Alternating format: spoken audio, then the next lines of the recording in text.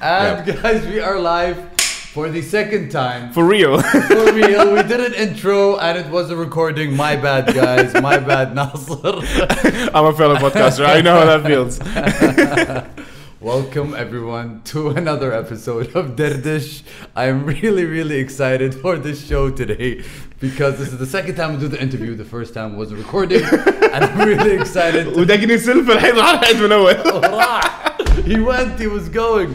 So the difference between this episode and any other episode is that Naser Al Awadh is going to do the intro.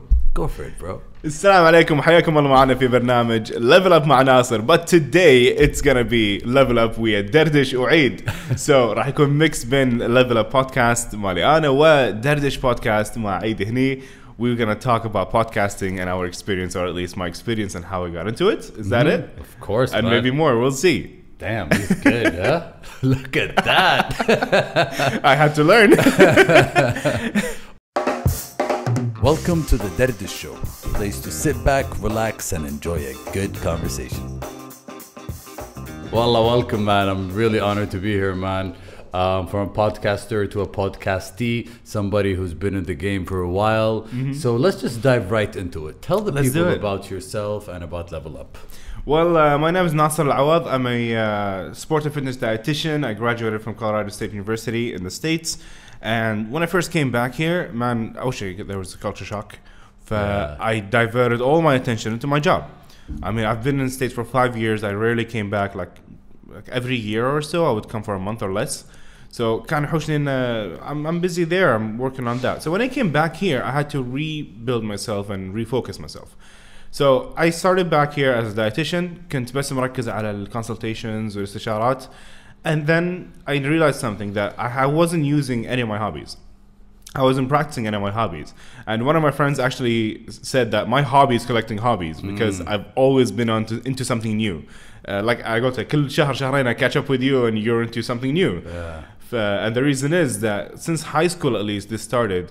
First it was different sports since before high school, but in high school I started getting into photography, started getting into guitar, violin. I was in the music when I was in high school. When I was doing guitar and violin, I used to record. Nice. So one of my first skills was audio recording and audio editing, because I love that. Yeah, I was recording. Actually, Abdullah Ahmoud, official producer, one of the first things we've done together is record a few pieces in the States. Audio? Yeah. Like what I have a few actually. I have them on my phone, I believe.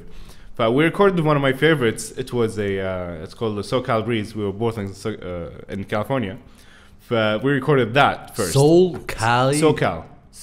As in Southern California Breeze. All right. I remember we did it in like one take. Really? Yeah, I did one track of chords and then one track of solos. Done. That's it. 2 tracks. هو حط لي track beats and that's it. So that's one of the first hobbies. I just got into audio editing. I've also been a photographer for all these years since high school, and I really built into that when I was in the States, especially Colorado. Scenery, I was all into that. Portraits and all this. So I got into photography and videography a bit.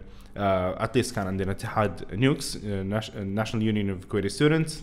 I was in the media there. فكنت أصور لهم فيديو. Obviously, it was in the media with with all the perfect skills of media person. Yeah, like I قطيت نفسي كذي, like يلا روح دبر حالك. Nice. I was just a photographer and I reached up to not head of media but head of photography, at least in the media. That's 2 hobbies. I'm mentioning these. I mean, في وايد diving وغيرها, but these 2 especially. Really? Yeah. I do scuba diving. I do bowling. That's where I met my friends there. I've done a lot of hobbies. Yeah. Bowling. I was in the university team. Wow. So my friends now that I'm still in touch with 5 years, 6 years after graduation are still the bowling team from back then with me. Really? Yeah. 4 of us هنا يعني الجروب مالنا. So bowling, guitar, violin, photography, audio, archery, scuba diving, scuba diving, spear hunting for a while. spear hunting. Spear gun hunting. Like fish. Free diving. Yeah. Oh, all right. Spear fishing. Spear fishing. I did that. I remember. That was fun, huh? It's so hard though if you're using the rubber. It is. Yeah, I mean, I had to take a whole course for free diving first. Yeah, because it's not the same as scuba. Yeah, of course. You can do it in scuba. It's not the same. Yeah. That's just. So free diving, when you take a course, do they train you how to hold your breath longer? Yeah. Like I started with 15, 20 seconds and then reached 3 minutes. But in the dive, that's in the pool. In the dive, you reached 3 minutes. 3 minutes 30 seconds. Yeah, that was my highest. But then I've stopped, honestly. Yeah. Because you just found something amazing. Of course. I found something else later. It's like, yep, checked off. That's off my list now. So whenever I can get into it, want to get into it, I know the techniques I can jump back into it. And that's why he said my hobby is collecting hobbies. Like I get into a hobby, get good enough at it, and then move on to the next. And I collect them.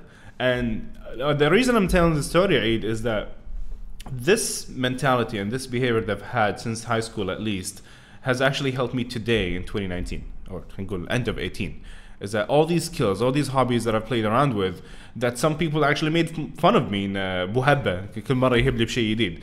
All these hobbies actually paid off now that I've used my skills in audio editing to start my podcast. I've used my skills in photography and videography for my podcast and more.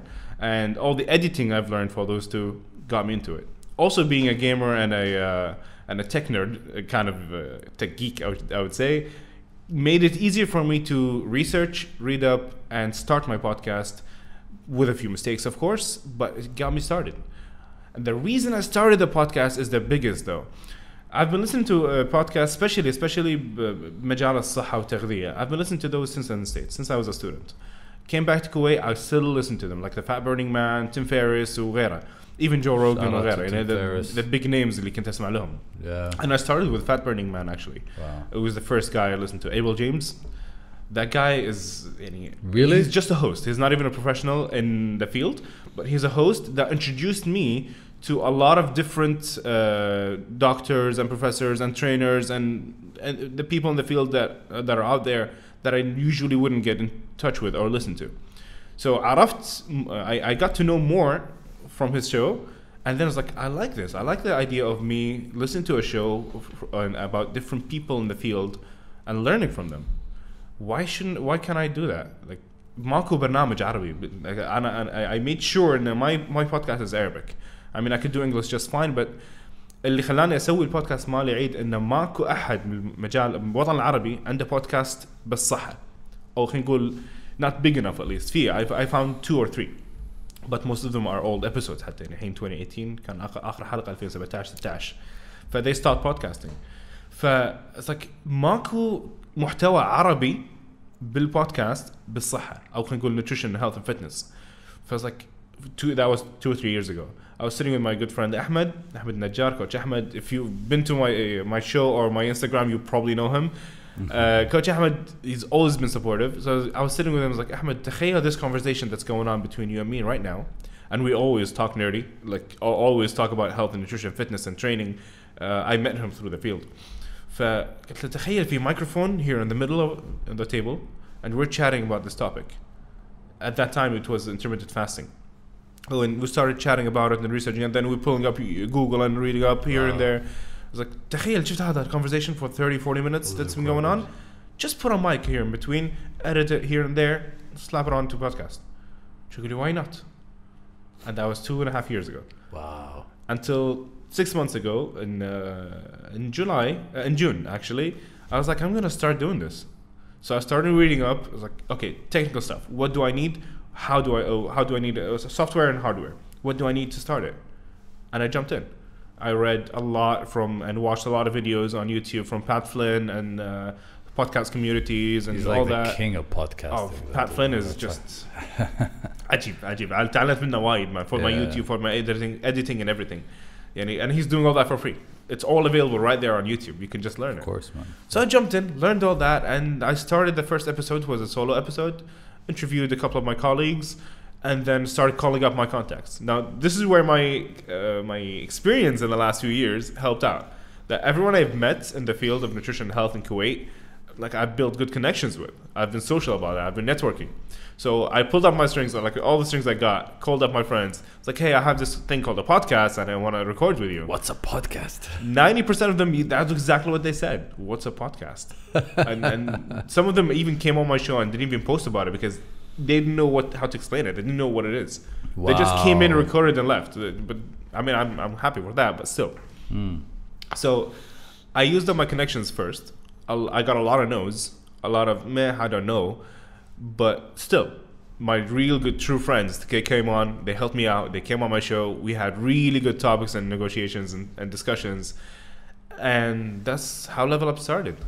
That's pretty crazy, man. I love how you said I got so many no's, man. I mean, it's part of it. I could tell that you're a hustler, man. And saying no is not going to stop me. I'm just going to call another person. Yeah, there's always going to be someone else. Yeah, man. Yeah. So after you started, how's Level Up going now? And what did the podcast give you? Oh, my God. It started tough. It started with, my first few episodes recorded on my phone until I got the Zoom and I started recording properly. Wow. And I didn't have a lapel mic. I had to find a connector for my snowball, the blue snowball mic, which is a USB mic, to record on my phone. I was struggling in the beginning, so it didn't even look professional.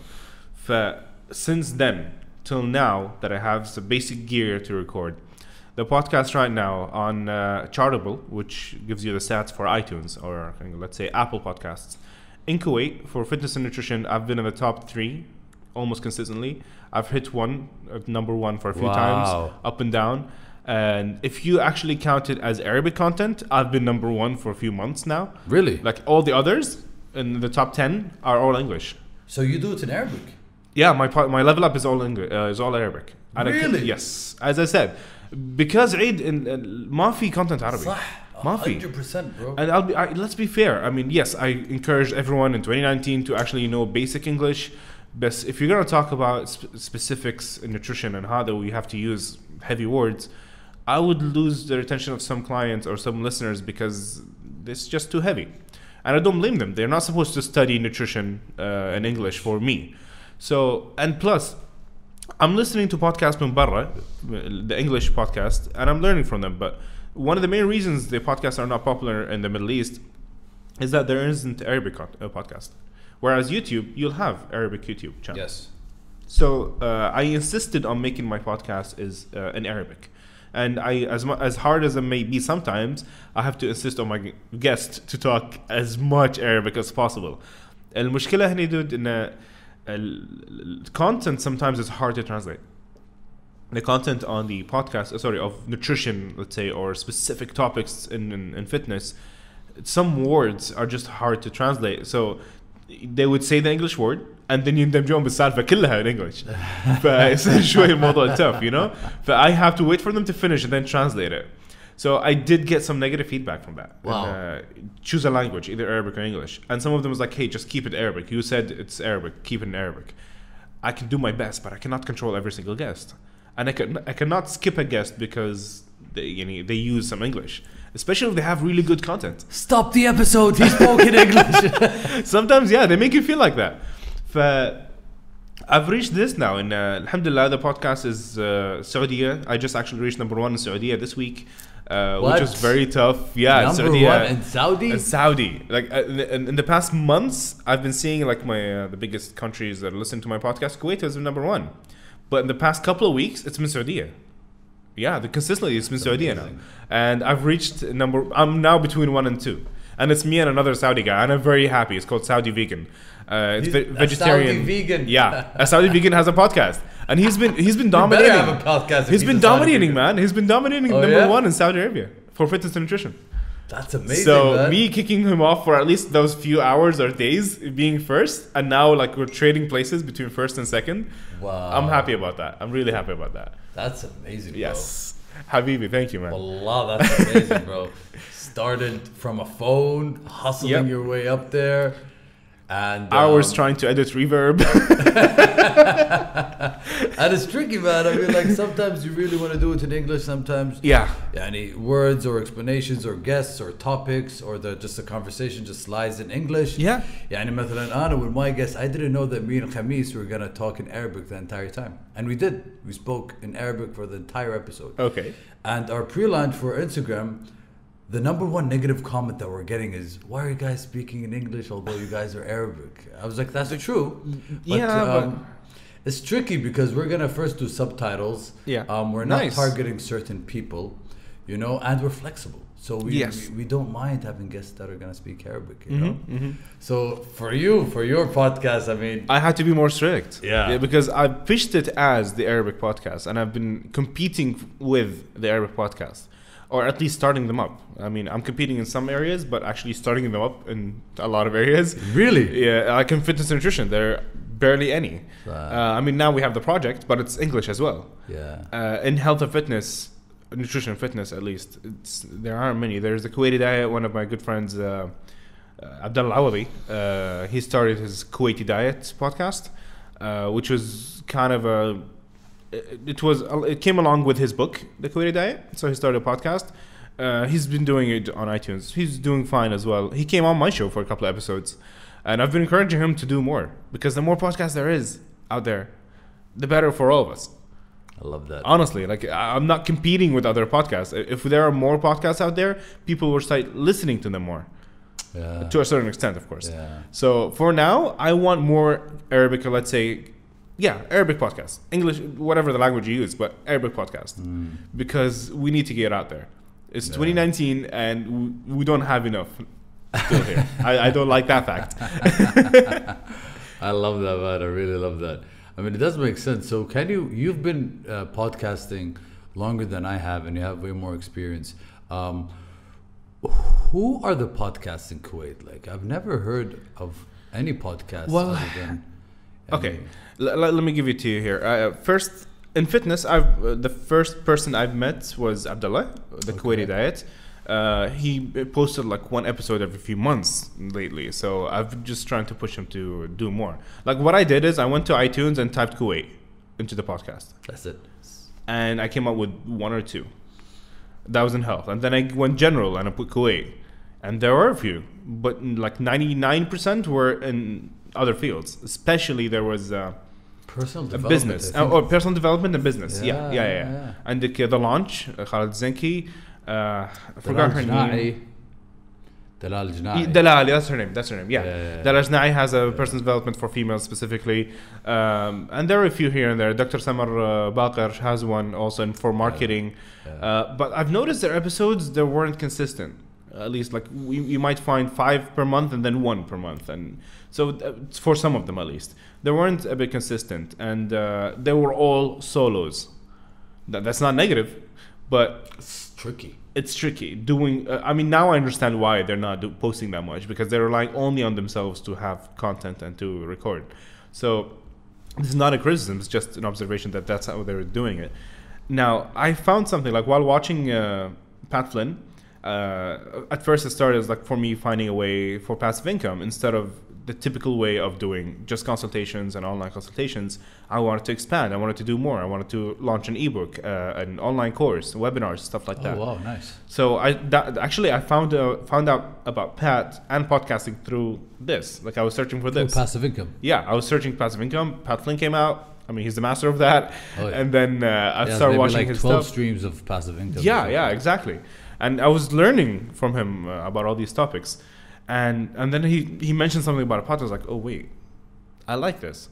And then I watched his episode of podcasting. He's like, you can either be an expert delivering your own experience or delivering tips and information. You could be a host, hosting other people or other experts to talk about their experience and information.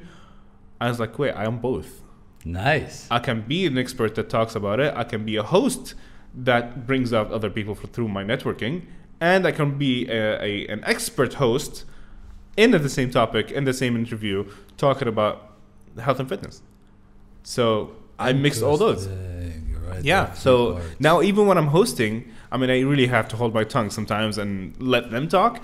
But I can actually jump in because I'm there. I understand what they're talking about.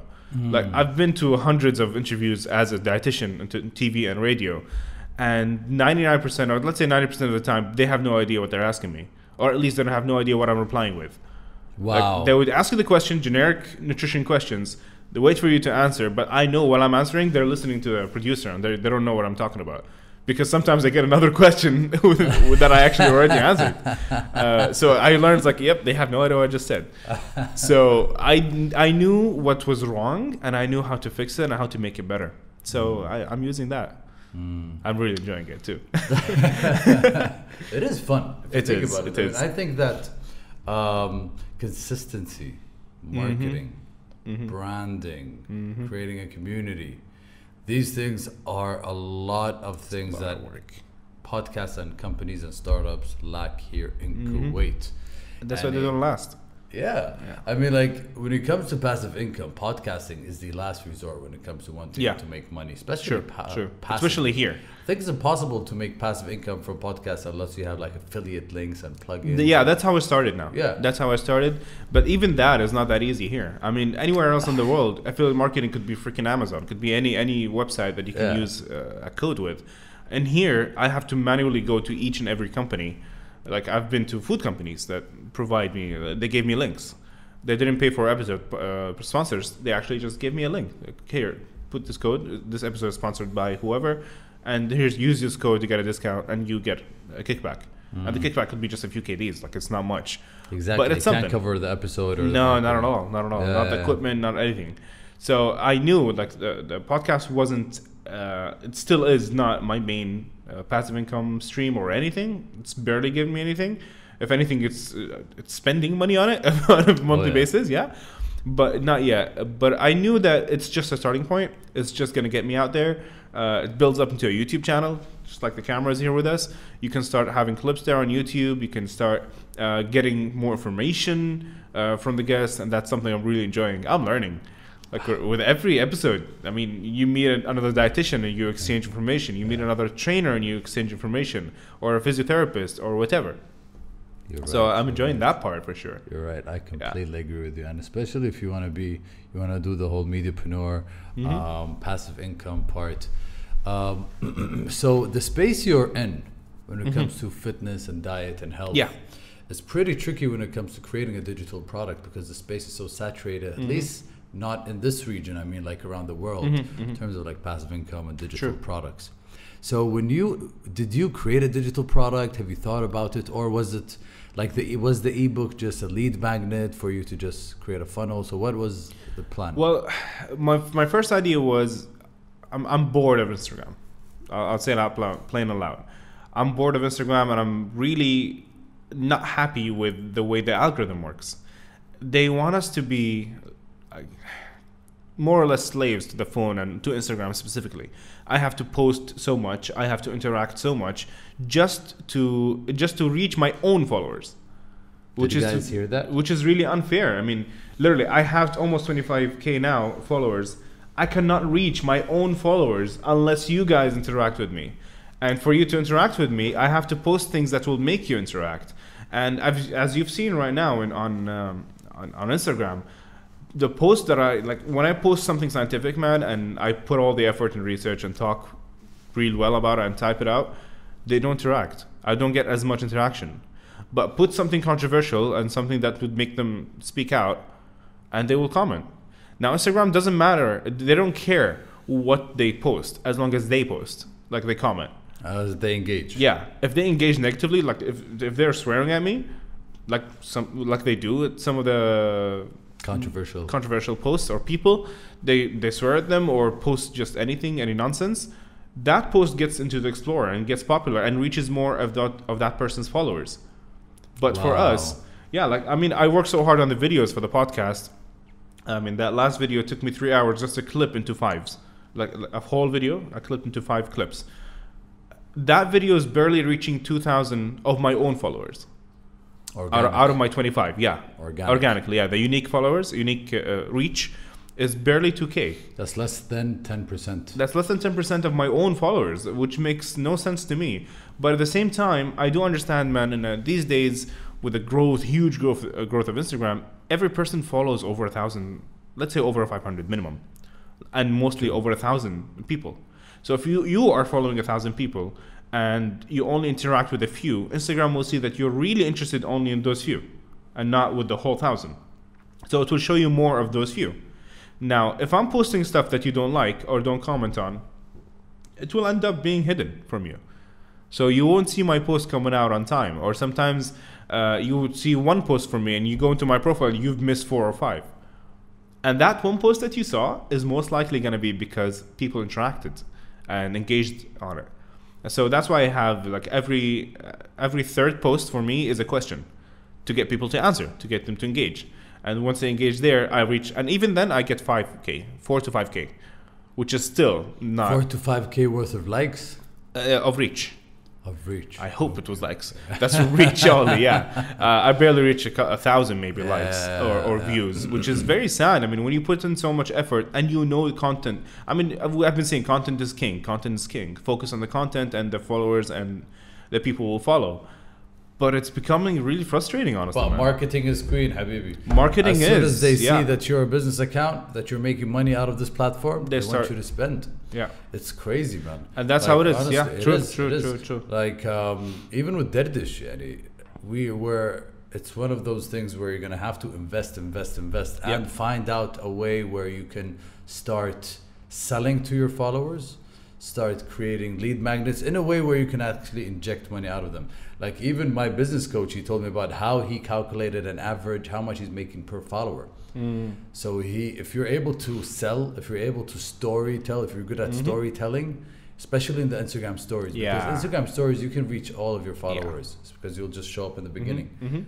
So that's pretty you'll show up in the beginning if they've interacted and they've watched their stuff. That's true too. So you have to post, as you said, an intriguing story for them to be interested to watch your story on a daily basis. Yeah. If you're just reposting on your story, or you're like, some days I've made this mistake. I'm only like, I'm posting my post on my story, or reposting other people's stories or whatever. That doesn't really engage that well. So you lose some people there. And actually, speaking of that, I realized the mistake I've done on YouTube, that I don't think you're doing it, or you will be doing it. So my podcast is on Podbean, and I like it. It's a good host so far. I thought of changing, but so far I'm sticking with it. And there was this awesome option that if you link your YouTube account, it will automatically share your podcast episode onto YouTube the instant you post it. What? Yeah. So it will take the artwork that you've made for the photo, for the like podcast or the episode. Yeah, the thumbnail you've made. I make it personal per episode. Of course, so with a photo of the person I'm interviewing or myself. So it will take that photo and add an audiogram.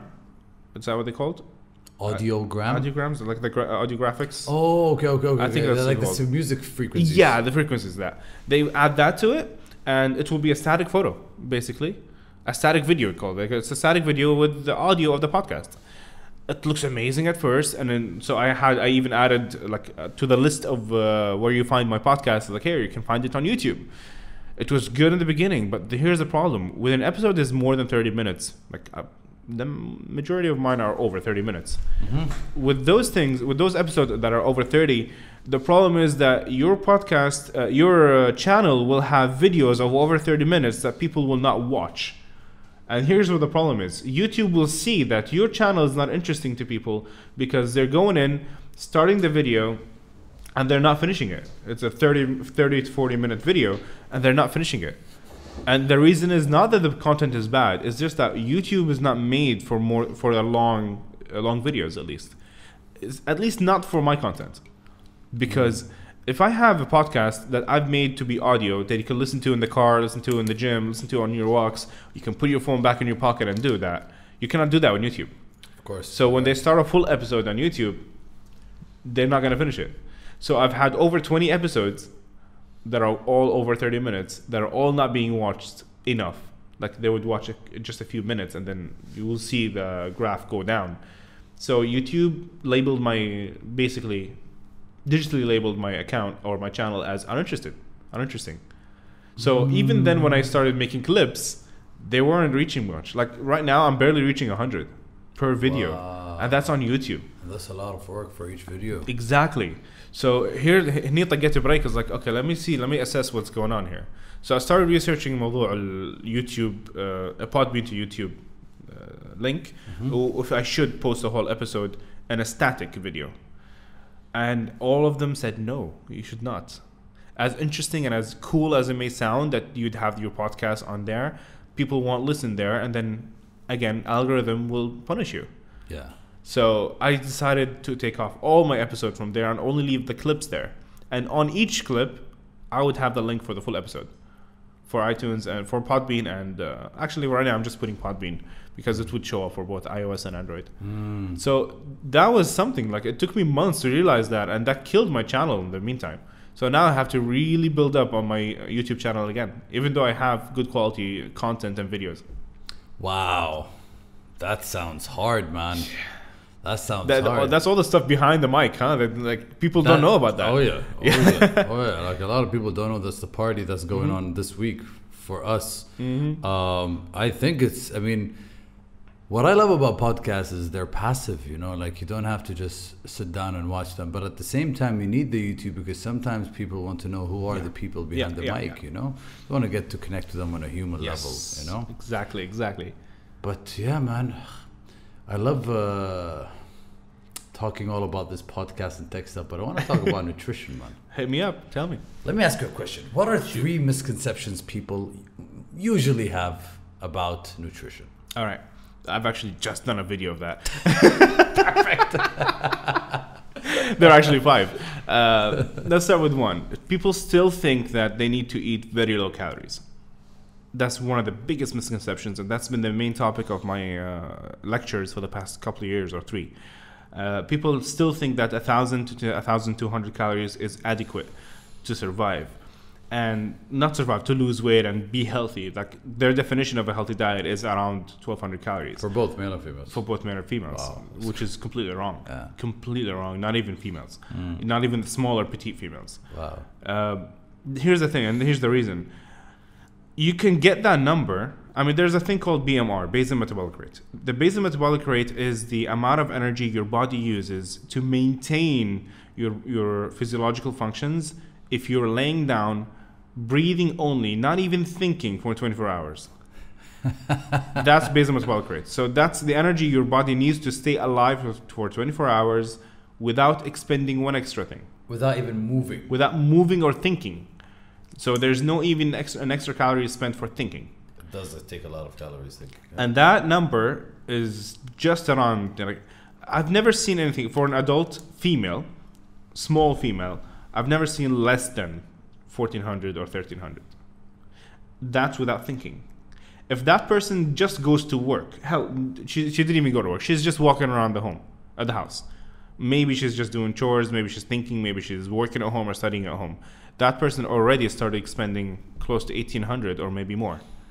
Wow. So obviously the calorie count is not the issue. Yes. Okay. No. So the thing is what I say and what I preach, and now what I'm teaching to young dietitians that just graduated: stop thinking of reduction and start thinking of gain. If you want them to burn more, make them burn more. Like literally, let them work out or at least be more physically active to require more energy. And then if you feed them the 1,800 or 1,600, like I've rarely given less than 1,600 calories. And that's really low. That's for someone that doesn't go work out, that just walk.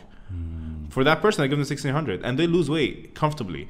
I mean, think about it. If I give you 1,200 or 1,000 calories and you don't work out, when you work out, if you don't work out and you don't want to work out, if you stop losing weight, how much am I supposed to give you? 900 or 800? And keep going down? How long? At a plateau, that's crazy. Yeah, you're going to keep hitting plateaus. But if you're working out and expending a lot of good energy, and you're actually using your metabolic system and muscular and neuromuscular systems, they'll actually be more active. You'll have better hormone balances, you better fat burn rates. Then you can eat 2,000 or more calories and still lose fat. How important is our hormone balance to our weight? It's everything. It's everything. Yeah, I mean, leptin, the hormone responsible for the fat burn, insulin, the hormone responsible for storage, are hormones. So if you do, so your insulin sensitivity or there's insulin sensitivity and insulin resistance. Yeah. So this depends whether you're going to store fat. It's both. Yeah, I mean, to some extent, yes. Okay, to some extent. And the best way to balance your hormones is through healthy lifestyle in general. It's good sleep, it's a good mindset, it's a good active day, like physical activity, I should say. When I say physical activity, it does not always translate to working out. Just being actually damn active. Like, I mean, think about it. The current routine of a Kuwaiti gentleman or even a female. You wake up after at least 6 hours of sleep, that's laying down. You sit on your chair to eat breakfast, or actually, for most people, you rush into your car, sitting for an hour, and then you go to work and you sit for another 5-6 hours, and then you sit in your car, and then you sit back at home to have lunch, and then you go to the gym for 1 hour, which you drove to, and then you come back sitting, lay down, have your dinner or post-workout, and lay down for the rest of the day. That's a typical, I'm not saying everyone, but that's a typical one. And that's very damn common, sadly. So that person, even if they went to the gym for that 1 hour, they've been inactive for almost 23. Wow. Let's say 22 or 20. That's a lot of inactive hours. I'm not saying you should be jumping around the whole day, but at least get minimum of 1 hour of total active time. That's a total, like 1 hour of total, which means it could be 10 minutes every hour or 5 minutes every hour per day. That's it. But it's crucial for your metabolic system or your body, because here's the thing, right? If you worked out 1 hour, you're stimulating the metabolic system, but then you went and sat down, your body wants to burn energy. It's like you're revving your car, but it's on neutral. You're not doing much. You might be burning, but it's not going anywhere. Unlike your car, it will burn off the fuel. And your body has to burn it some way. It has to go some way, which is usually movement. And on a daily, let's say on the whole day basis, or an hourly basis, your 1 hour workout won't help you that much if you're not active rest of your day. Really? As simple as that. It will help. It's better than not working out, but not as much as if you worked out and moved rest of the day. So when you say being active every hour or so, what does that mean? Does it mean just walking around, stretching, going for a quick... Could be as simple as standing up from sitting. There's a good study or observation, I should say, for now, they didn't study it, that your metabolic rate could go down up to 90% if you sit for 4 hours straight. What? 90% for 4 hours? Because 4 hours straight, your body thinks you're basically asleep, Yeah, that's practically stopped. Exactly. So what do you think your body's like? I mean, it's very darn simple if you think about it. Why would you burn energy to use to sit down? What are you doing? Like, even if you're on your PC gaming or anything, you're barely using like wrist up. Like, that's it. You're barely using your hands and your mind, and those let's say organs that you're using don't need much energy. I mean, you're using the tip of your arms, like just your hands, and your mind to look around, and your eyes, and that's it. I mean, that doesn't take much energy. Yeah. You're not lifting anything. You're not using any big muscle. If anything, your legs are cramping up. If you think about it. Yeah. So what kind of energy would you burn if you wanted to? So this is where the issue comes in, man. Activity is number one, and this is all under one misconception that you need low calorie. You need a calorie deficit. That doesn't always equal low calorie.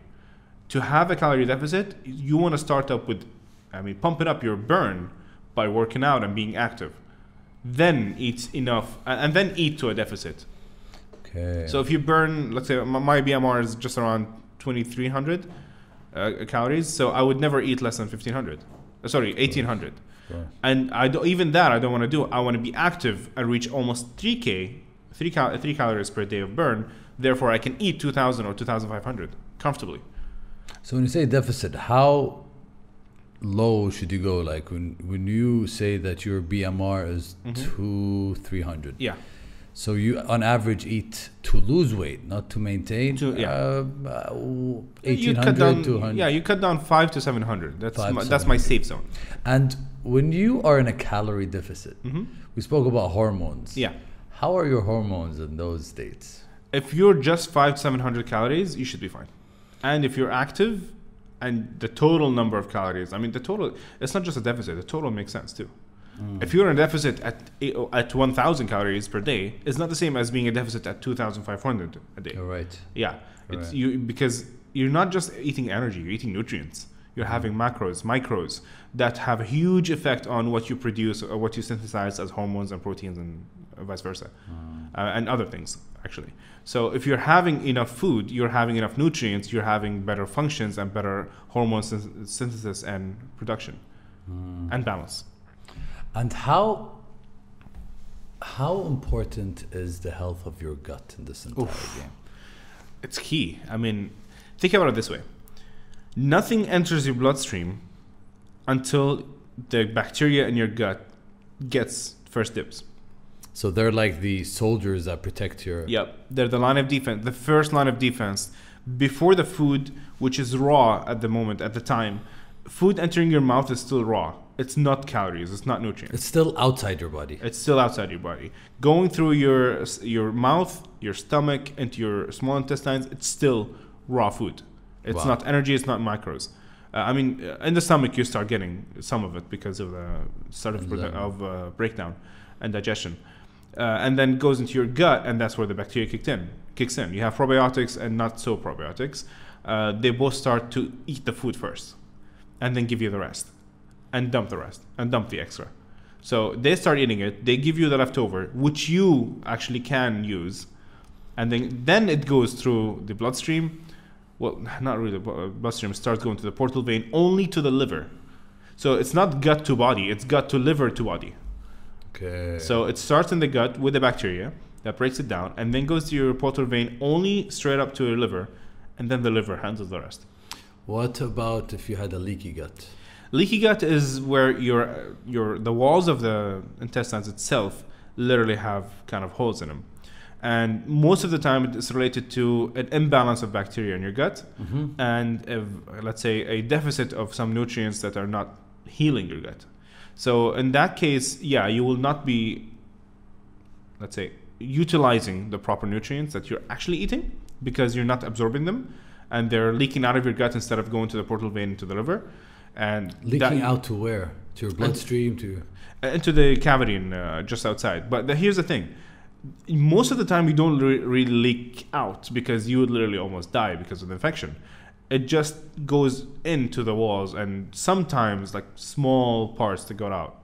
And I'm not very familiar with that part of the problem, but I do know that if you start getting holes in your gut and gut lining, you need to get it fixed as soon as possible. And sometimes it just starts with symptoms of IBS. Like you just feel like you have IBS, like batn kintifukh or something like that, or just gases and bloating. Get that checked out. And if you rebalance the bacteria in your gut and eat clean for a while, just like a short while, you'll start seeing improvement right away. Man, I am so fascinated by your gut bacteria. I'm serious, man. Like I did These many organs, tests. man. It's crazy, bro. I call it the 12th organ or 12th system, because we have 11 biological human systems. But here's the thing: 1-to-1. If you look at the ratio of human cells to bacteria cells by number, they're actually 10-to-1. So we're practically bacteria. We're 10 times more bacteria than human. Here's the thing. I mean, this is the problem, and that goes to gut and the skin and the mouth everywhere. Like let's just break it down for those who don't really understand, or maybe just don't, conceive what we're saying. So, bacteria 10-to-1. 10-to-1 to human, yeah. And in our guts, there are around 5 pounds of bacteria in your stomach. كيلوين بطنكم بس bacteria. But when we say bacteria, the first thought that comes to people's mind is illness. Illness, yeah. But what do you mean when you say bacteria? Because flora is everywhere. It's in our mouth. It's in our mouth and skin, everywhere. Yeah. And our skin is our biggest organ, which a lot of people use, for example, sanitizers and things that actually oh my God, yeah, that's terrible. Overusing that is terrible, especially for parents, man. I'm a parent myself, and I do remember that phase where you want to wipe down everything to make it as safe as possible. But if anything, you're setting up your kid towards diseases, because if they don't take that bacteria now and fight it off, they're going to get it later and they'll be too weak to fight it off. Wow. So they must get it somewhere. I'm not saying let them lick the floor, but let them handle things more. They will get sick now, but they won't get sick later because they'll have the immunity for it. And that's how we coexist. Actually, there is a theory that the bacteria live. Actually, we live in the bacteria and they don't live in us. Like they control us, we don't control them. It's very weird, because if you think about it, they literally produce neurotransmitters in your gut. The bacteria in our gut produces neurotransmitters, which are responsible for brain function. And so who's controlling the brain? Are we controlling the bacteria, or is it telling us what to think, what to feel? I mean, it literally has an effect on our feelings and even behaviors. It could tell you that if you have dysbiosis, which is an imbalance of bacteria, like good to bad, the bad bacteria will literally produce substances that will make you crave sugars, and it'll have sugar cravings in general, but specifically chocolate and sweet stuff. Like Candido too. Yeah. For example, they will give you such cravings to eat it for them. Wow. It will make you go eat it for it. So it's not when you're craving something like sugar. It's not always psychological, no. So what you're saying is that when our gut is connected to our brain, so sometimes when people are ADHD or depressed, sometimes it could be their gut. It could be their gut. HbA axis, yeah. And because I literally today... Oh, the HbA axis is a whole different thing, sorry. Yeah. I'm literally today starting this diet where I'm trying to get rid of the candida in my body. And it takes a long time. Yeah. And you should be very careful because candida are very smart. They can cover themselves and they can last for 2 months. So because a lot of my friends do get bloated. A lot of my friends don't feel very well when they eat dairy or certain foods. All right, let's talk about dairy. Let's talk about dairy. Okay, let's jump into dairy. This is one of the biggest, I think, misconceptions. Yeah, tell me. That's true. My mom, when I was a kid, she always told me, drink milk because milk makes you strong. Makes you strong, and then you need calcium in it and all that. So what do you think of that idea? Okay, there are different premises here. Okay. For the sake of calcium, you get calcium in so many other foods. You don't need dairy to get calcium. In fact, there's nothing in dairy, aside from lactose, that's not available anywhere else. Wow. That's the thing. Yeah, I mean, lactose is there, and you can get lactose somewhere. You don't need lactose. You don't need lactose. And there's nothing in milk other than lactose that's not available anywhere else, and that you need. And lactose is what people are most allergic to, right? Yes, the majority of humans are allergic to it, and one of the major problems is, though, here's the thing, Aid, and we might be allergic to lactose in cow's milk, but you might be fine with goat or camel. Yep. Yeah. And it goes back to genetics. I mean, I've had this wholesome theory for a while, and I still hold on to it. God created us in all this earth. There are 7 billion people of us. There are so many different climates, so many different plants, so many different animals spread out around the world. And we both got spread out around the world as well. So you have people in certain area that literally have their own water, like coming from the mountain nearby. And that water has a certain balance of minerals that they need. And then you have the animals that live around them that they need.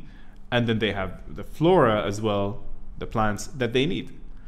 But with the advancement of technology and industrial revolution, the agricultural revolution, everything started being available everywhere, and we got a mix of everything.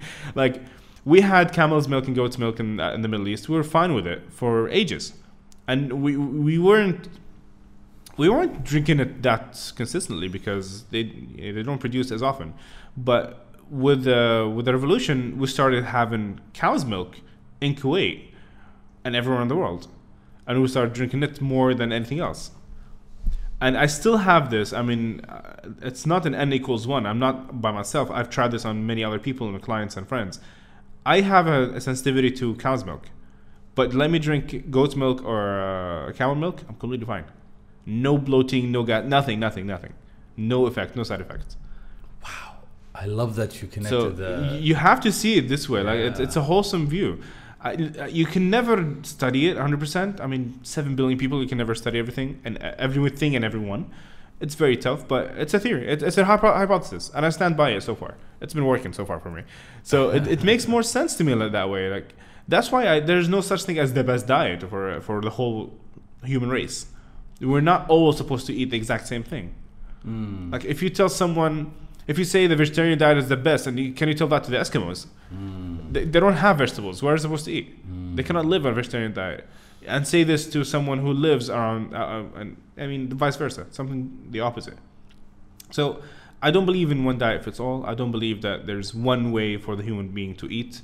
I believe it's different per person based on their genes and preferences and case and guts. Yeah, literally, like if their bacteria can handle it or not. Yeah. I did a bunch of tests last year here in Kuwait, and I couldn't get answers for what the hell is going on with my gut. I mean, I didn't have any bloating, but I felt that there was something wrong. Yeah. So I went to this doctor in Dubai. His name is Bruno. I'm going to get him on my podcast too. And he did all of these tests for me, and it took maybe 3 weeks to get the tests back. We're gonna talk about stools, ladies and gentlemen. We're all grown-ups here. All right. Sometimes you gotta. I mean, it's not a fun. You're topic only as healthy as your stool. Yeah, true. I mean, you can stare at it all you want, but that's your thing. Sometimes you'll have to. You have to check. And so he took the stool, and the results were taking too long. And I was like, "What is taking too long?" And then he said they're testing out certain strains of probiotics on the see if you have enough bacteria in your stomach to see and which ones are the bacteria sensitive to, so we can use them or not instead of wasting time. So that was a genius way. He showed me exactly these 4 bacteria. We need to eliminate 2 of them. We tried these products on them. These are reacting. These are not reacting. I need his contact. Yeah. I really need his contact. I could use that. Yeah, man. We don't have this specialty here in Kuwait. At least it's not that famous. I haven't heard of anyone doing this here, and we need it. We yes, exactly. That's exactly what I told him. I want to bring you to Kuwait because he was not only seeing it from a bacteria or a scientific stand. I mean, it was also standpoint, but he was looking at it as a holistic way. When you first fill out the questionnaire, which is 30 questions, he doesn't only ask you what you're eating. When do you sleep? How are you stressed? How much water do you drink? What's your lifestyle? So they say that they see your entire life as a holistic. Yeah, and you see your entire body as a whole, and they work with it. Let's talk about intermittent fasting. I think it was one of those hypes that happened a couple of years ago, and I know a bunch of people that still do it. It's very healthy for certain organs to give them a break, I think. But what is your idea? I believe that intermittent fasting is one of those tools that you, as a dietitian or even a healthy person, need to have in your toolbox. And you could use it as a lifestyle or as a temporary tool or temporary period of time. So I've used it myself, and I found it to be fitting my lifestyle, but certain times of the year. Like it depends on my workout routine and depends on my goals. Used it for some of my clients. Like I could use it for a couple of weeks with a client just to get her out of the plateau, or maybe maintain it if her lifestyle, like she's too busy at work to eat in the morning and then eat something. So I was like, you know what? Let's use that time in the morning to keep you fasted, and use that burn, because you'll have your first meal and then go work out and have your meal in the afternoon and go on. I do believe in it. I do believe that you need to give your metabolic system some rest. It goes back to your body type. It goes back to your goals and your workout itself and how you handle fasting. Some people cannot fast well. If they're starting off with a deficiency, you do not give them intermittent fasting. Because so when you say deficiency, you mean vitamin, minerals? Vitamins, minerals, even macros. Macros. What is macros? Macros are the carbs, proteins, and fats.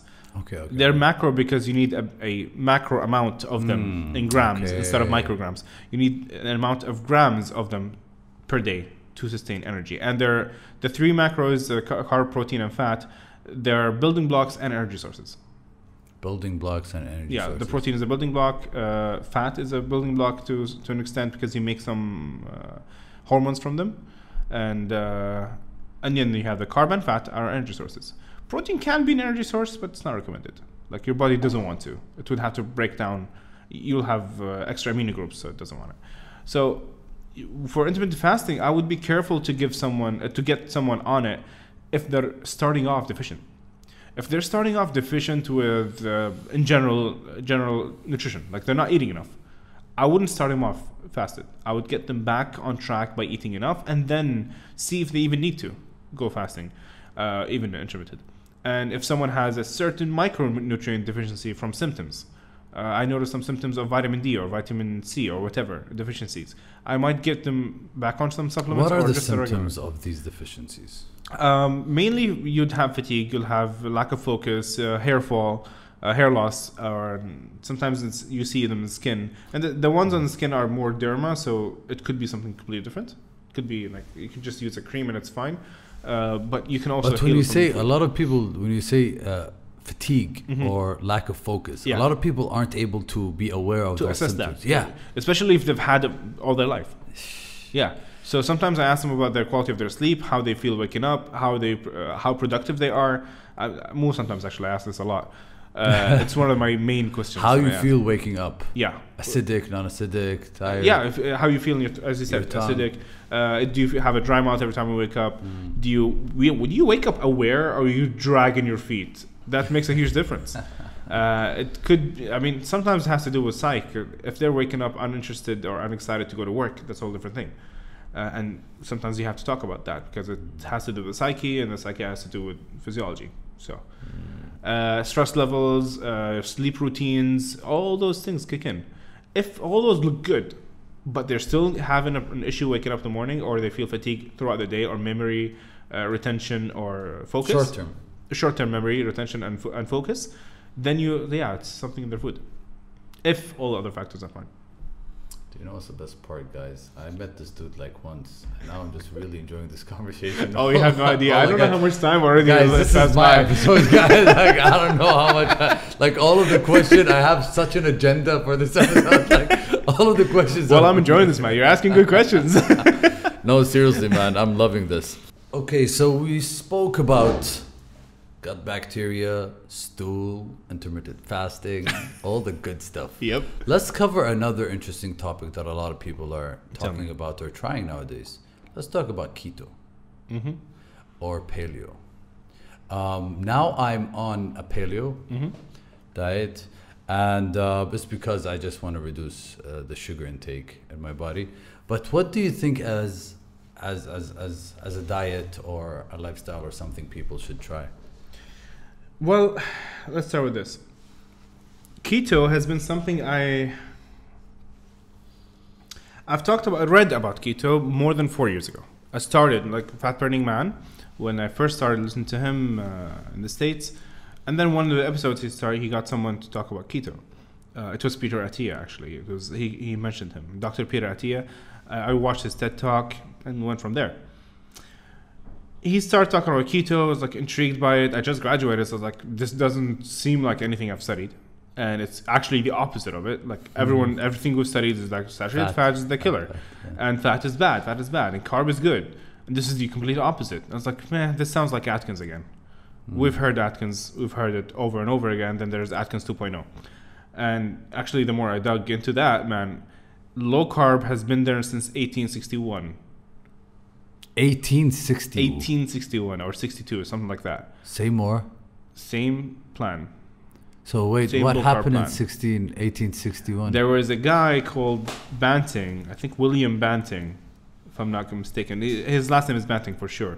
In fact, I know for sure it's Banting because in Sweden, dieting is called Banting. Yeah, banting. They say banting, that as they're dieting. I'm on a diet. I'm banting. Okay. And some of the people in South Africa now use that too, banting. So William Banting or Mr. Banting started the first thing. Like he was the first guy that said that starches are making people fat. And since then, they started this low carb thing. Now, I'll just say this out loud and from the beginning. I'm not with or against keto. I believe it's good for some people and it's really bad for some people. Just I said this before. There's no one diet fits all. Some people will do better on a certain diet than others. So before I even started talking about keto on my social media, I've done my research. I've read the Bible of low carb diet right now in 2018 at least, until 2018-19 now. It's called The Art and Science of Low Carbohydrate Living by Stephen Finney and I forgot someone else. So there are two doctors that did this book and did a lot of research and did lots of talks about keto, specifically keto and low carb. They're a bit different.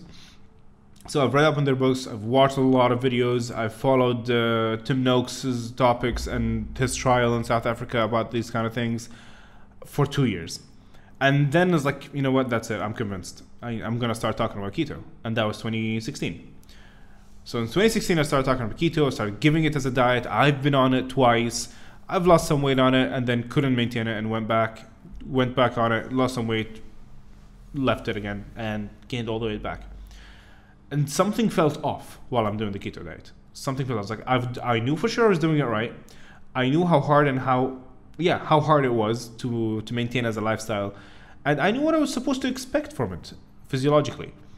But I didn't get everything. Like I didn't get all the benefits I'm supposed to get. I didn't feel as good as if you're supposed to feel, what they said on paper. But because I've invested so much time and effort into it, I decided to ignore myself and I started to force my belief. Like, no, it will work on me. It must work on me. Now, again, this is an anecdotal story. It's just my story, but I've noticed this happening to a lot of my clients. I would give them the plan. I would give them everything they need to do to make it happen, to maintain it and sustain it. But they weren't seeing good results, or they were getting negative results. So I would blame them. It's like, nah, you're doing it wrong. They're cheating. You're cheating, whatever, you're doing it wrong. It must be something you're doing.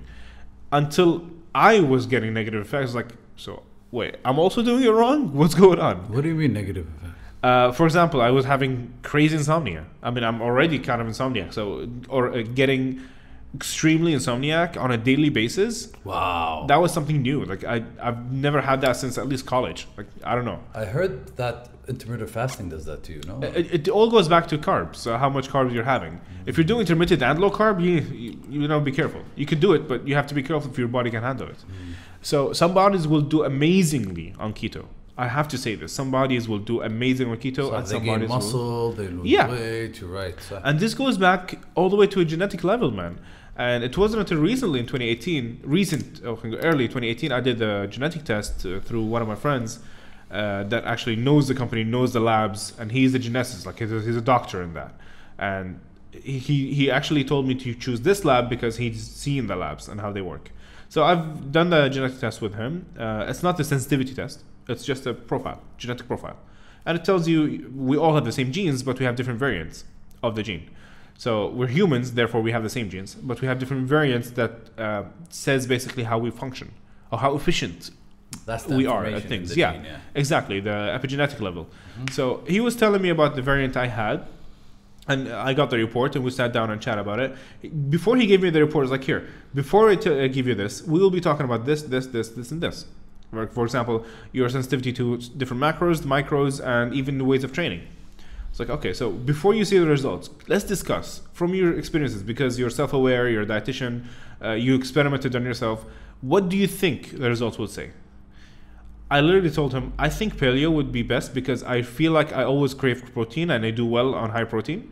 And keto was medium protein. If you go high protein, you get out of ketosis. So I couldn't do that. 70 or 60% fat, so. Yeah.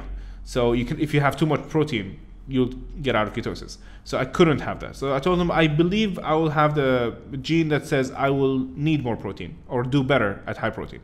And I believe that I do not handle fat that well, and I handle carb mediocrely or average.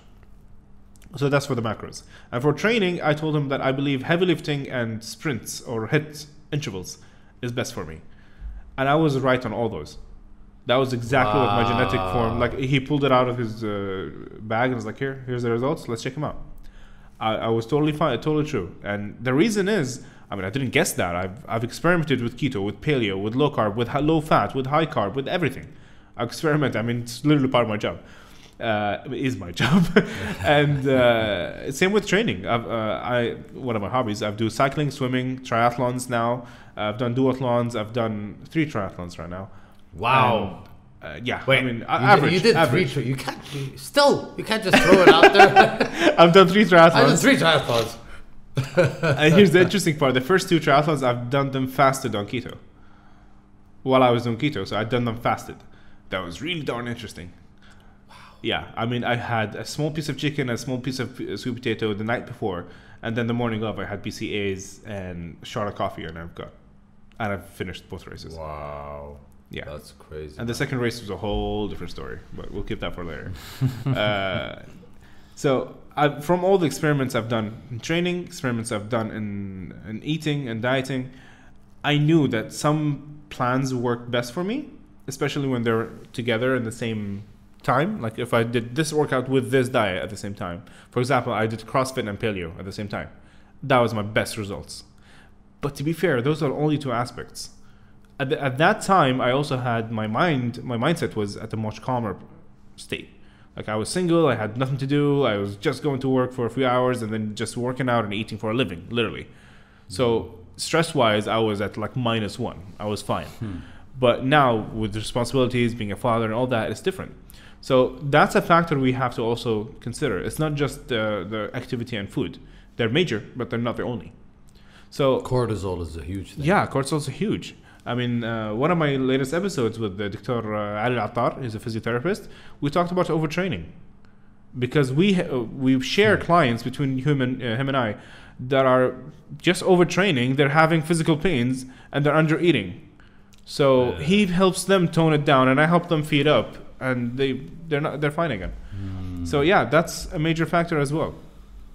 So when Dr. Ahmed gave me the results and we started discussing it, we noticed that there's no diet that fits everyone. It's not. I mean, even if the diet is fine, I mean, here's the specific thing. For saturated fat, I do not make enough of the enzyme that breaks down saturated fat. Wow. So you can't have so much of saturated fat. Exactly. And I cannot rely on it as a main source of energy, which is supposed to in keto. I could not rely on it as the main source of energy if I could not break it down. So what I'm seeing with what would work for you is maybe like 60-70 protein and 15-15 or something like that. Yeah. Or honestly, I don't even need to go that low carb, depending on my routine. I could go higher. Yeah. Nice. I could go 40%, 30% carb. Nice. I'm fine. And I've been doing that, and I've already been feeling better. So what you're saying is all about, because that's exactly what Bruno said. He said, I can't guarantee anything, but we're going to have to try out and see how you react and get feed on that. Exactly. There's he even told me once about journaling. Mm-hmm. And that's a crazy thought, because I journal, but I never thought about journaling my feelings, my body, observing everything. And he was talking to me about how he put certain clients of his that have cancer conditions on keto, because he says that every time they find cancer, they find it in a place where there's inflammation, and for them to do that, they have to put them in a very low carb diet. So I'm not sure if that helps not create the right environment for cancerous cells to thrive, but inflammation. It's a yes or no. Inflammation, yes. I mean, let's talk about inflammation. Yeah, when it comes to inflammation, bro, I mean, one factor could be overtraining. One factor could be it's not that generally carbs are making you inflamed. What's inflammation? Inflammation, I mean, it could happen anywhere. It could be in a joint, could be in arteries, could be on any organ. It's basically any part of your body is inflamed, whether by حساسية مثلا, sensitivity to a certain food or item or nutrient, or mechanical or physical, you know? I mean, if I punch you on the arm, it's going to get inflamed. That's mechanical, or let's say physical. But then there's a biochemical, which is from the interaction of different biochemicals, from chemicals, different chemicals. Foods are chemicals. So if your body, I mean, one of the major things in inflammation with keto was they're saying is carbohydrates produce the most ROS, reactive oxygen species, which are inflammatory markers. So they were saying that fats and protein produce the less ROS, and then carbs produce the most ROS. So if you're having too much carb, you're having too much ROS, therefore they're causing too much oxidation and inflammation. That's true and not so true, depending if you're using that carbohydrate or it's just getting stored.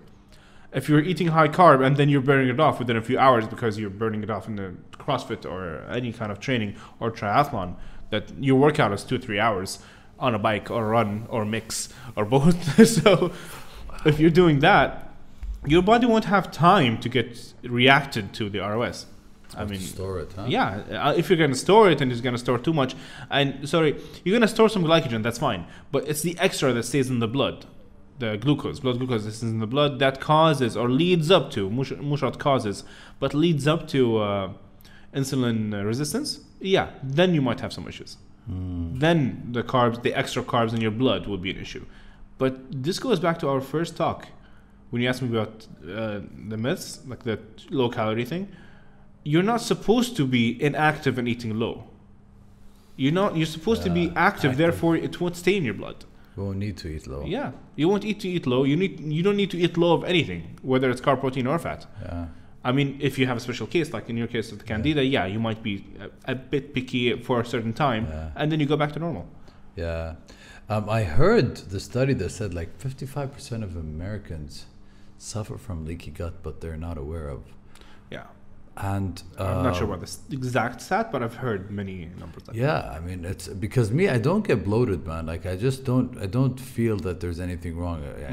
Like sometimes you as see soon it as in they your eat. stool. Sometimes you see it Yeah. in your feelings. Sometimes you see it in In your like, skin. yeah, you get dried out or Huge, something. Yeah. huge. Or inflamed. You get some inflammations around. Let's talk about another interesting myth or topic: water. Ooh, yeah. So Tell me about it. yeah, so there's this 8-cup myth, because I heard something a month ago maybe that really changed my perspective. This doctor said that the more water you drink, the more you're actually dehydrating yourself, because your body, To an extent, yeah. your body consists of electrolytes, not water, which means like potassium, sodium, and Which is what's in. in water. Yeah, that's what it's called, mineral water. Mineral Yeah, water. yeah. So what's the difference between mineral water and normal water? Technically, there's no such thing as normal water. I mean, all water is mineral. You cannot have pure H2O. You won't find pure H2O. Okay. It always has some minerals, and we're drinking that. Remember when I told you about the story about everyone in different parts of the world and different waters? I mean, I cannot stand Evian, for example. Really? No, it's not against the brand. It's just the water taste, the taste of it, it just doesn't go with me. A lot of people say that. That's it. And you would see that in, for example, in France, they can only drink that because the mineral balance in it fits their bodies and their needs. But over here, we need something different. In the States, I would need something different, you know?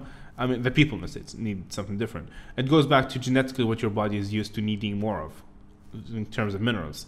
And speaking of that, this low sodium thing it's 90% bullshit. Yeah, I'm sorry, you can bleep this out, but it's just no. This is not how we should be drinking water. It's supposed to come naturally with the amount of sodium it comes naturally with. The problem is, bro,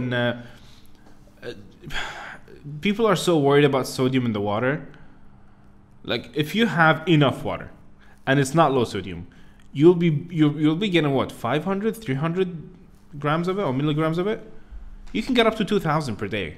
That's still not enough, like That's 500. Yeah, and I mean, you'll get the rest from food. But if you're having your food oversalted, that's your problem. You don't take it out of your own water. And now, then that's for the general public. Come to my own clients and my followers who are mostly at least active or want to be active and work out. You're sweating out so much sodium, you need to get it back. Yeah, you're right. Majority of our athletes here, because they drink these brands of water, the low sodium brands, which even I have it at home, Qasman Ali, because that's the brand that brings the 5-gallon ones. But you get those, and you work out, you sweat out the sodium. You're drinking low sodium water. You're eating the diet food that's low sodium. Where the hell will you get your electrolytes? You need those. You really, really need those. So I actually manually spice up my food to get that back. And I try, if I get the choice, I try to get water with sodium, not low sodium. So that's one of the major electrolytes. And sodium-potassium balance is 1-to-1. So if you're having low sodium and your body has low sodium, it's going to dump the potassium. Then you'll have low sodium and potassium, and voila. Cramps and lack of focus and all that will come back. And potassium is also from water, or you can get that? You get it from water and food, yeah. Water and food. I believe this one has some. If they show that. Yeah, there it is. It's less than 1, yeah. Oh my god, sodium less than 0.0001%. Why? But why? You need it, guys. Get your sodium. Get your sodium, guys. Then you'll have your potassium, then you'll be happy. No cramping, no issues. So I love how you covered a bunch of aspects when it comes to health. Because to me, health, the last thing is looking good. It's a looking good is a symptom and result. I know, but I see a lot of people that quote unquote think they're healthy, whether they're 8% body fat, whether they're on steroids, because a lot of people are quote unquote healthy if they see them with a 6-pack or they're 8% body fat. But like you said, they don't have any focus. Their hormones all over the place. Their sleep is messed up. Their stool is messed up. Their gut is messed up. Yeah. So the stool, the gut, the sleep, the mindset, probably. The activity level, the energy levels, the strength. Oh my God, I don't even get me started with that. Wait, when you say strength, like, because you'd find people And maybe that's a different category of people, but you'll find people that are naturally skinny, so they never felt like they need to go to the gym. Because to them, gym is for losing weight. So I'm skinny, I'm fine. That's mostly girls. Some guys too. I'm skinny, so I can eat whatever. I don't gain weight, and I'll stay skinny forever. But you're so weak. You cannot lift your own child from the ground. Or you cannot hold your child for more than a couple of minutes. You cannot lift your own bag. Those huge bags they're carrying these days. You cannot carry that for a long time. You go to travel, you cannot take care of your own carry-on. You cannot lift your carry-on to put it in an overhead compartment. That's a basic human function that you need to be able to do. That's barely 7 kilos. You should be able to do that. And if you cannot handle your 23 kilos off the belt bag, like if you're 23 kilo bag, the chicken bag, if you cannot take care of that, just taking it off the belt and dragging it, you're not strong enough for life. Honestly, I gotta say you're not strong enough. You're for not life. strong enough for life. If you can't carry on your chicken bags, your own bags. I mean, this is a basic need, but we've been so spoiled lately that it's just sad. I mean, you see this with moms or let's say house moms or anyone at home. They cannot carry their own child for a prolonged time, but they would expect the maid to be able to. They cannot handle their own bags for a while. They cannot carry the 5-gallon bottle of water, to put it back onto the water cooler. They expect the maid, who's also female, to do that. But to them, no, I shouldn't lift. It makes me manly. But she just lifted that. What kind of logic is that? I don't get it. And if you think lifting makes you look manly or muscles are not made for girls, which I had a whole episode about that, like lift like a girl with a coach. Nice, I like that. It was an amazing episode, Sarah. I enjoyed it because it was that topic that females need to lift for basic daily living.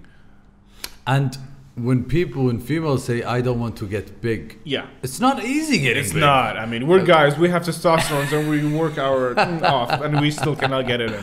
It's not that easy. It all goes back to genetics because I know a friend of mine that's African American, and he goes to the gym 3 times a week, bro. And that dude is cut and ripped. Oh boy! And you see people that go 6 times a week, and they eat all the protein, and they still can't gain. Not that easy. 3 to 4 kilos a year of muscle, maybe. Yeah. Like, and that goes back to his ability his muscles' ability to actually gain. It's not that easy. I mean, some bodies will have a hard time to gain even a kilo of muscle, and the rest would go to the gym 1 time, look at the weights, and they gain it. Just think about it. I'll visualize training and I'll gain some weight. I agree with you, man. That makes sense. So before we wrap it up, let's finalize the 5 myths. Okay. Yeah, so we talked about low calorie. We talked about eating carbs at night. Or carbs are the devil. I think by speaking about keto real quick, we realized that it's not the case. Oh my God, there's so much I want to say about keto, but we'll keep for it next time. So carbs are the devil. No, they're not. They're good to some people. They're less good to some others. It doesn't mean that everyone should cut them out, which also translates to keto is not for everyone. And carbs at night is just the same as carbs in the morning. Your body doesn't know the difference. In fact, the majority of people will work out in the afternoon or al-maghrib, like sunset. So if anything, they need their carb as soon as they finish that workout, or let's say the meal after the workout. So which is most of the time is going to be night. So if you're going to deprive your body from the basic need of post-workout meal because you think eating the carbs at night will make you gain weight, you're missing out. You're missing out on that. So think about it this way. Always look at the big picture, no matter what tip you hear or myth or whatever WhatsApp message you get from your mom. Just look at the big picture. You cannot just generalize, say, hey, don't eat after 7 o'clock, but you sleep at 3 a.m. Like that 7 o'clock rule is for people that sleep at 9. And that's like 1% of Kuwaitis, if ever. So that doesn't apply to us. So eating carbs at night, that's also a myth. Drinking water while eating will give you a belly. Well, let's draw a line here with something, man. Having a bloat does not equal having a belly. You have the physical food and water in your stomach that will distend, like it will make you look bloated, that's physical mass in your stomach. That does not equal fat cells growing or expanding. That's not the same. Unfortunately, most people don't know the difference. So when you say physical mass, do you mean gas? It could be, no, it's both solid, liquid, and gas. That's all physical mass of what you ate, what you drank, and the gas that you swallowed, because you're talking or whatever. You're also getting some gas in, the air. So you're swallowing air, you're drinking water, you're eating food. All of that is getting mixed up in your stomach and then into your intestines. That's taking physical mass in your stomach that might make it look popped up. I mean, that's why sometimes you open your belt loop after one meal, like in the same sitting. You didn't just gain fat while sitting there. You just literally have physical mass in your stomach. And as funny as it may sound, many people still confuse that. And sometimes that bloat stays for a day or a few hours or a day.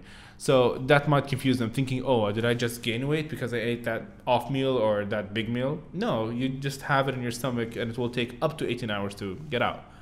Because every meal we eat gets passes after 16, 18 hours. Most of the meals. Depends on the size and the combination. So sometimes, that's also a myth. It's not that you drank water and therefore طلع لك كرشة. No, it's not that simple. I wish it was. But no, you didn't convert that food because you had water. You didn't convert it into fat. It's just physical mass in your stomach that's going to pass and you're fine. And what else? What kind of myths we've been hearing? You got any on your list? On your mind? In Kuwait, I think... I mean, one of the biggest myths, in my opinion, is just looking good versus feeling good. Yeah. You know, I think like feeling, you can tell if somebody's healthy, in my opinion, is when they're just radiating energy, they're shining, their skin is shining. They're feel good about what they're doing. Yeah, they're in a good mood. And I think that plays a huge role, you know? Like, I go to the gym to feel good more than look good, you know? So that's, I think, a huge myth. Focus on wanting to feel good, and looking good will be a byproduct. And enjoying the process. Like, I've been saying this to... I posted about this last week, actually, I believe, time of this recording. I had a client that came into me that she was doing keto. And again, I have to say this because it's a sensitive topic these days. People think I'm attacking them when I attack anything. I'm not against keto. I just believe it's not for everyone. Okay, I'll say that again. So this person was on keto, but she was having all kinds of negative side effects. She was literally fainting some days. She was having lack of focus, lack of concentration, lack of memory. She's a lawyer too, that she needs to have such memory and focus in trials. So she was telling me, I was reading a case and I couldn't get it through my head, like the first page. I couldn't focus, and I have to be in front of a judge tomorrow. So the first thing I told her is, like, get off keto right now. Go eat some carbs right now today. I mean, don't go eat carbs, but get some carbs. So I put her on low carb, like I'm gradually getting off. And the reason is, the plan, just the diet itself just doesn't fit her. And that's one thing I would say about keto. She doesn't eat much protein. She doesn't like a lot of vegetables. So on keto, what is she supposed to eat? Oh, it's tricky. Just lettuce and olive oil? She cannot live on that. And chicken. That's it. Just plain chicken breast. That's the only protein she would eat. She cannot have vegetarian proteins because they're loaded with carbs. So what is she supposed to eat? So, all right. So that's another thing I want to talk about. Lectins and grains. And since they are very new to our digestive system, right? Like 10,000 years would have. Yeah, true. How is our stomach accepting grains? Some stomachs seem to be handling it way better than the others. I've noticed that, and I've actually read about that. If you're into this, I mean, there's a book called Sapiens. It's basically about human evolution and all that, but I started reading it for the whole different aspect. It's not about just evolution. I wanted to see the history of the human race. Like how does it trace back diet-wise? And there was a nice chapter just about that, so I enjoyed this. And he said exactly that kind of proves my hypothesis, the theory about different people, different places, different foods. That different... at that time, they were all Homo sapiens. They were Neanderthals.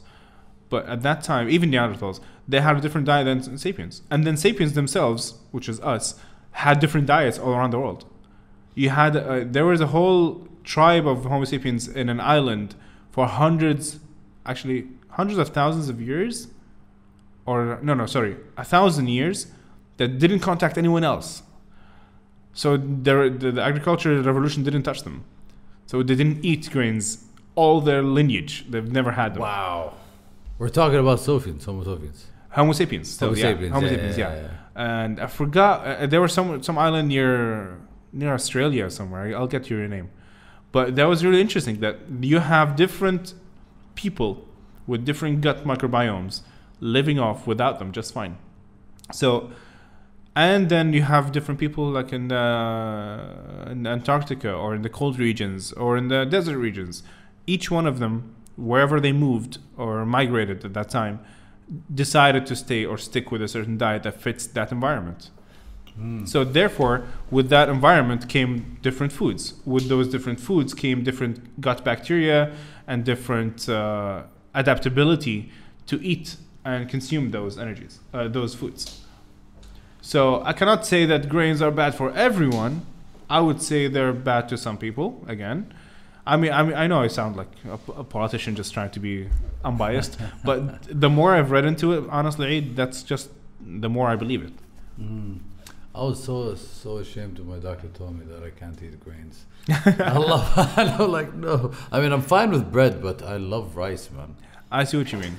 Wallah. And it's thing is, man, sometimes you might have an issue with bread and not rice. It's not generally grains. I mean, if you had a problem with gluten, you might be fine. You know, if the problem is gluten, is mostly from bread. Huh? It's from rye. Yeah, it's from rye and barley and wheat and yeah. So rye and barley and wheat is made for bread, not rice. Yeah, rice in general should be. I mean, the problem is sometimes they're produced in the same place. So rice, gluten. I believe the main issue I've read was that they're produced in the same place where they handle wheat, so they get cross-contamination. Okay. Yeah. Rice in general is gluten free, but the problem was cross-contamination. Exactly. So you might be able to have rice just fine. Let's just be careful with cross-contamination if you have it. It will say that on the label. My doctor even told me about which countries to get your vegetables from, and even the food, and because of the pesticides and all the things they use here in Kuwait. Or in this region, when you buy an apple and you keep it outside and it stays beautiful for the next 2 months and not get bad, that's because of all the pesticides that's protecting it from all the... So, all right, so before we wrap up... I got some more myths, but we'll save them for later. I'd like you to say something, like a message to people who want to start living healthy, want to start going on a diet, don't have the clarity, don't know where to start. Will do. The camera is yours. Go for it. All right. Best tip I can give to anyone that really wants to start living a healthy life. Keep it simple. Keep it as simple as possible and go back to the basics. Always go back to the basics. If you keep going to something extreme, an extreme diet, an extreme routine and workout and anything, you'll be hurting yourself more than benefiting. You will not be able to, or at least you'll have a hard time living that as a lifestyle. So go back to the basics and then build up on top of that. That's the best advice I can ever give you. And guys, on that note, that was a wrap. Bro, I really enjoyed this. I really enjoyed this. We need to do more. You're going to come back on my show. We'll talk Arabic over there. Of course, man. You should come here again. We want to talk about like certain topics, man. That'll be amazing. Thank you so much for coming, bro. It was an amazing show, bro. Take care, guys. And we'll see you next time.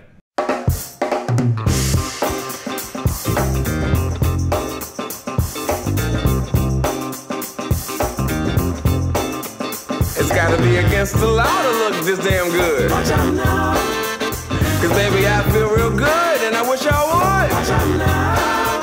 It's gotta be against the law to look this damn good. Watch out now. Everybody watch out. Watch out now. I'm ready for a good time, and I came to groove. The whole band's here and we came to move. Got a fresh haircut and 2 new shoes. We're here all night like we got nothing to lose. I'm coming out the jacket cause we're turning up the heat. I wanna see you clapping when you get up out your seat. It's time to make it happen when we hit these streets. I'm coming in hot and I can't be beat. Watch out now, baby, watch out now. Watch out.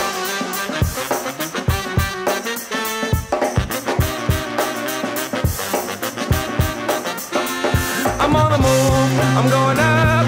I'm a man on a mission with no missions, and I'm looking for love. Oh, I'm just looking for love. It's gotta be against the law to look this damn good. Watch out now. Cause baby, I feel real good, and I wish I would. Watch out now. It's gotta be against the law to look this damn good, baby. Watch out now. Everybody watch out. Last call for some alcohol, and don't forget to tip. The sun went down, but we still rolling. The band's still going, playing all ahead. I guess I'm now too legit to quit. I'm coming out the jacket cause we're turning up the heat. I wanna see you clapping when you get up out your seat. It's time to make it happen when we hit these streets. I'm coming in hot and I can't be beat. Watch out now. Everybody watch out. Watch out.